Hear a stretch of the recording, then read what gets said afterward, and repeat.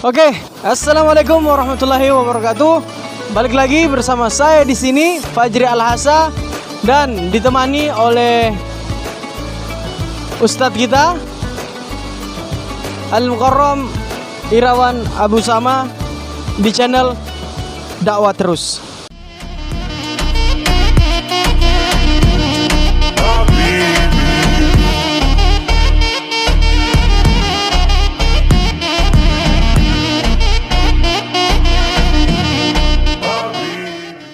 Oke, kembali lagi di pembahasan yang sebelumnya,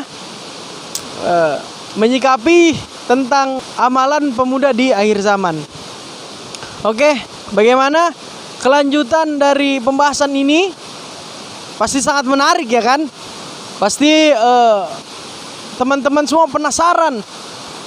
Apa sih amalannya? Kok yang diceritakan dari tadi kisah terus? Teman-teman penasaran kan? Baik, kita lanjutkan.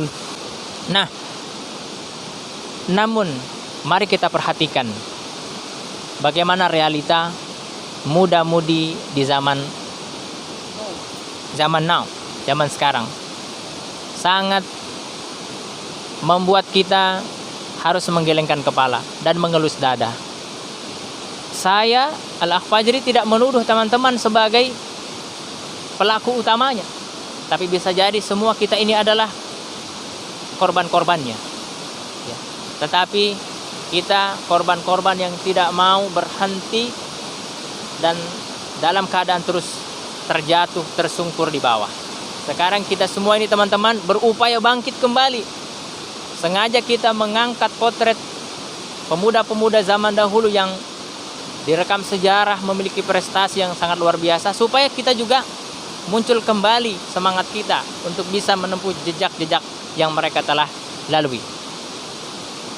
Kembali kepada realita kita saat ini, bahwasanya anak muda kita saat ini banyak di antara mereka yang terjerumus ke dalam dekadensi moral ya, dan banyak terjatuh ke dalam penyimpangan teman-teman sekalian. Ada yang menjadi pecandu narkoba, ada yang suka tawuran, ada yang mohon maaf ya mencuri, merampok, ada yang bergabung dalam komunitas geng motor dan seterusnya. Geng motor yang suka tawuran tapi ya.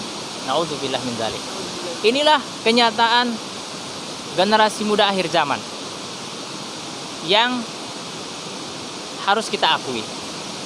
Tapi apakah kenyataan ini membuat kita harus mengeluh, membuat kita harus tidak bangkit? Tentu saja bukan itu tujuan kita. Kita mengetahui realita ini supaya kita bisa menemukan titik-titik yang strategis untuk kita bisa bangkit lagi, menguatkan tekad kita, menemukan jalan-jalan cahaya hidayah Allah Subhanahu wa taala. Dan kita berharap channel Dakwah Terus ini bisa menjadi salah satu bagian dari pengantar cahaya hidayah itu kepada teman-teman sekalian. Teman-teman Dakwah Terus yang semoga kita semua dirahmati oleh Allah Subhanahu wa taala.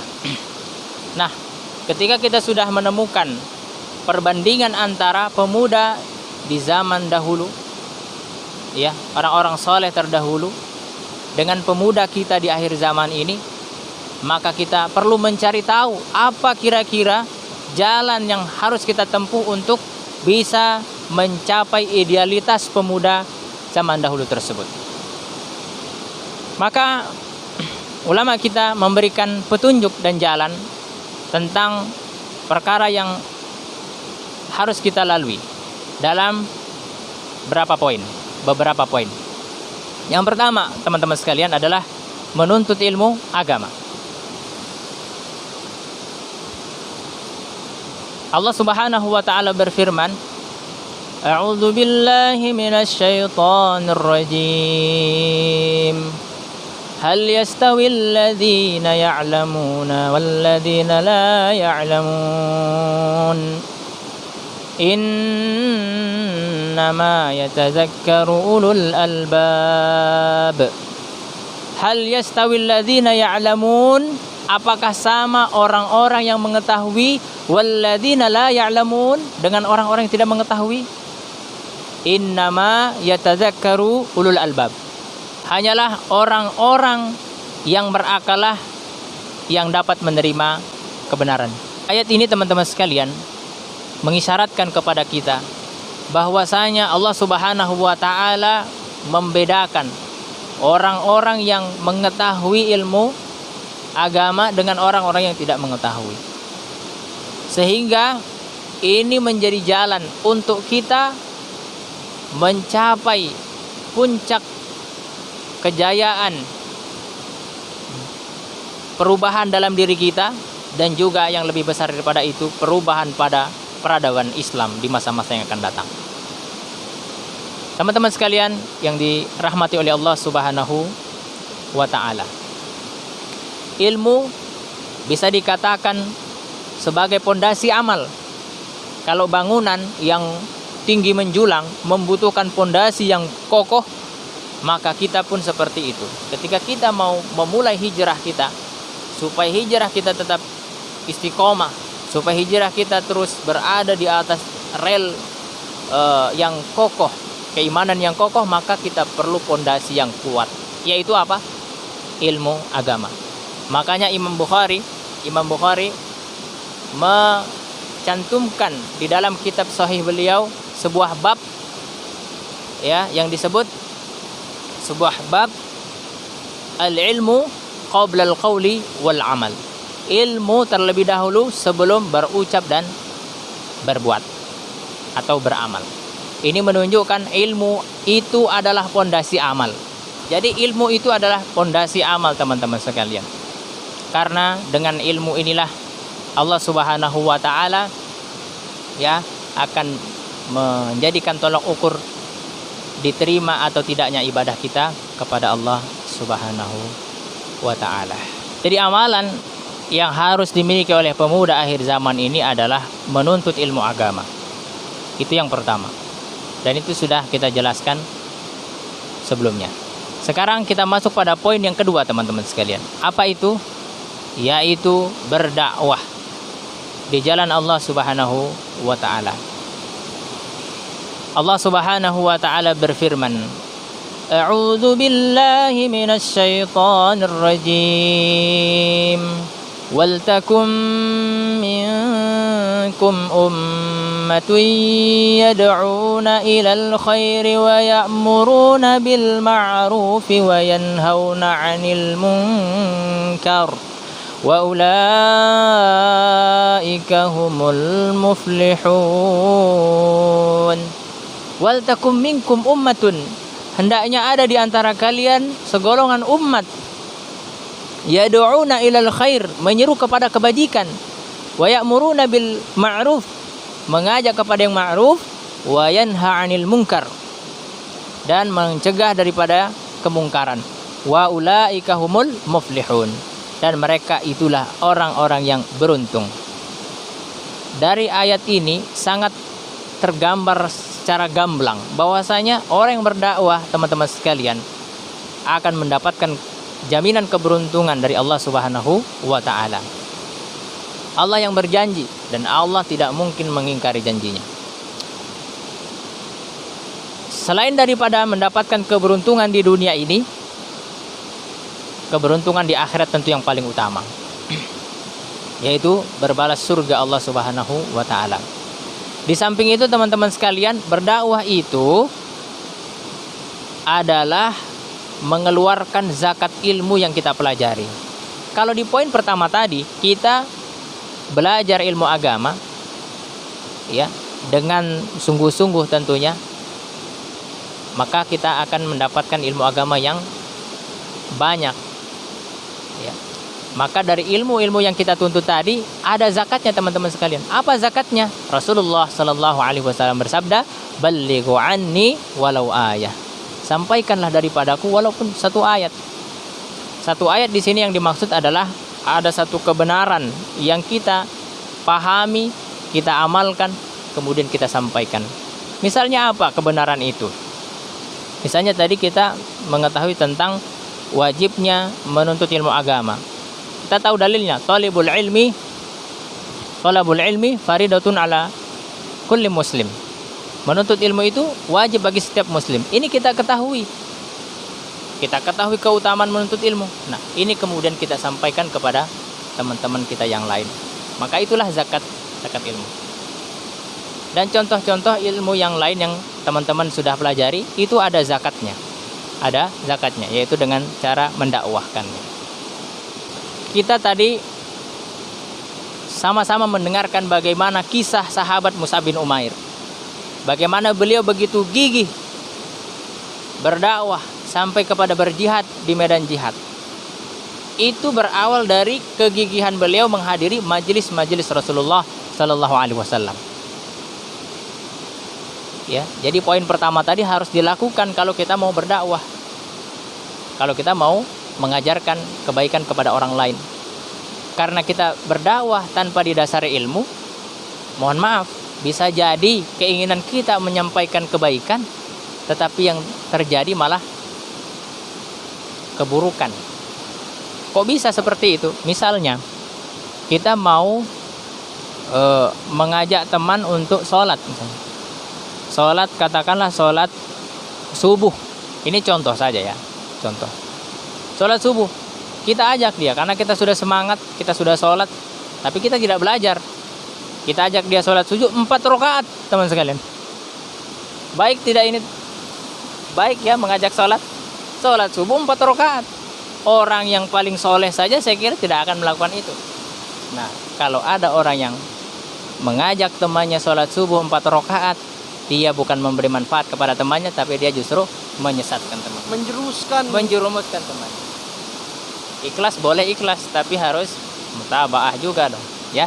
Jadi ini analogi sederhana teman-teman sekalian. Ketika kita mau berdakwah, maka ilmui dulu, pahami dulu apa yang mau kita sampaikan. Termasuk ini menyikapi sekarang ini ya kaum muslimin banyak melakukan